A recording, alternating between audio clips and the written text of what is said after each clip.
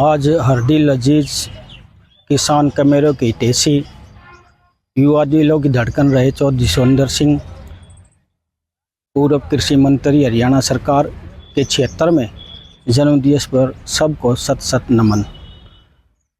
चौधरी सुरेंद्र सिंह के बारे में तो जितना कहा जाए उतना ही कम है जी।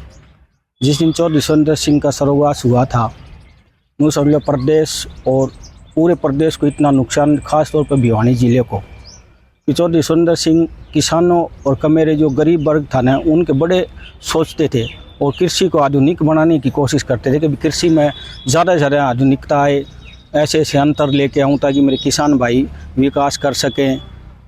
पूरे हिंदुस्तान में हरियाणा सबसे ऊपर रहे कृषि में, उसकी बढ़िया सोच थी। मगर दुर्भाग्य की बात ये रही कि 2005 में 31 तारीख को आकस्मिक उनकी दुर्घटना के कारण देहांत हो गया और सबको इतनी क्षति हुई कि पूछे ना।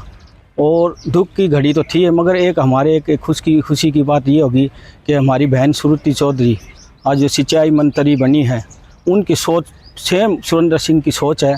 वो हमेशा किसानों के बारे में, गरीब वर्ग के बारे में, कमेरे वर्ग के बारे में, उनके ही बारे में सोचती रहती। वो अब भी उसके दिमाग में ये है चौधरी सुरेंद्र सिंह की तरह कि मैं हरियाणा के किसानों के लिए पता नहीं क्या कर दूँ, कैसे इनकी कृषि को इनमें विकास लाऊँ, कमेरे वर्ग को ऊँचा करूँ, बेरोज़गार युवाओं को रोज़गार मिले, मेरे भिवानी जिला विकास की तरफ बढ़े, पूरा हरियाणा विकास की तरफ बढ़े। तो चौधरी सुरेंद्र सिंह की देखो कमी तो पूरी हो नहीं सकती, मगर बहन श्रुति से सभी को उम्मीद है। उनकी सोच चौधरी बंसीलाल और सुरेंद्र सिंह से मिलती ही बिल्कुल ही वही सोच है।